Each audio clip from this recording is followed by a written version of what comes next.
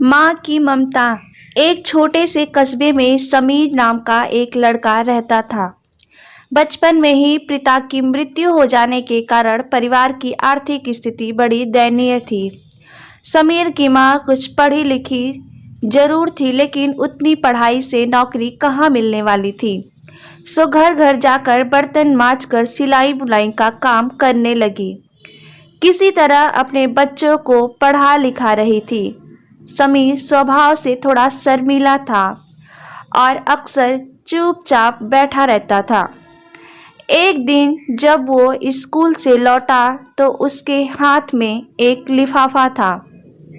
उसने माँ को लिफाफा पकड़ाते हुए कहा, माँ, मास्टर साहब ने तुम्हारे लिए ये चिट्ठी भेजी है, जरा देखो तो इसमें क्या लिखा है। माँ ने मन ही मन चिट्ठी पढ़ी और मुस्कुरा कर बोली, बेटा, इसमें लिखा है कि आपका बेटा काफ़ी होशियार है। इस स्कूल के बाकी बच्चों की तुलना में इसका दिमाग बहुत तेज है। हमारे पास इसे पढ़ाने लायक शिक्षक नहीं है, इसलिए कल से आप इसे किसी और स्कूल में भेजें।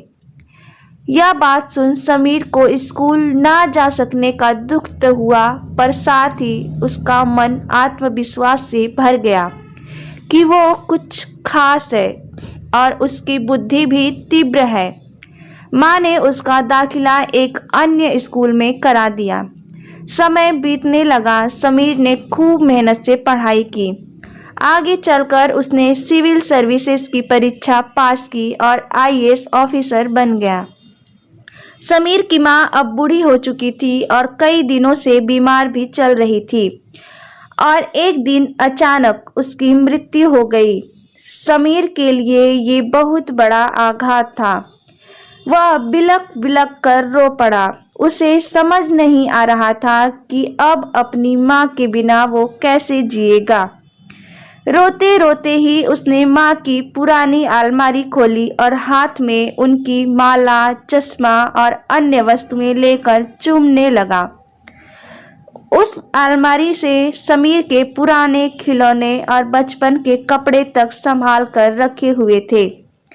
समीर एक एक सारी चीजें निकालने लगा और तभी उसकी नज़र एक पुरानी चिट्ठी पर पड़ी।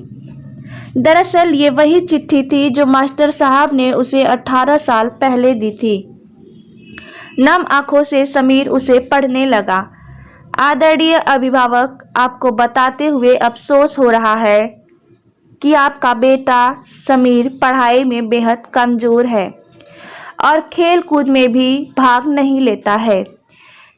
जान पड़ता है कि उम्र के हिसाब से समीर की बुद्धि विकसित नहीं हो पाई है, अतः हम इसे अपने विद्यालय में पढ़ाने में असमर्थ हैं।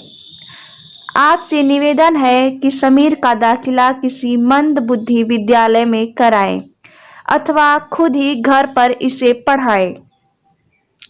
सादर प्रिंसिपल। समीर जानता था कि भले वह उसकी माँ इस दुनिया में नहीं रही, पर वो जहाँ भी रहे उसकी ममता, उसका आशीर्वाद सदा उस पर बना रहेगा। दोस्तों, रुडयार्ड किपलिंग ने कहा है, भगवान सभी जगह नहीं हो सकते, इसलिए उसने माँ बनाई है। माँ से बढ़कर त्याग और तपस्या की मूरत भला और कौन हो सकता है। हम चाहे जितना पढ़ लिख ले, बड़े होकर कुछ बन जाए, इसके लिए वो चुपचाप न जाने कितनी कुर्बानियाँ सहती रहती हैं।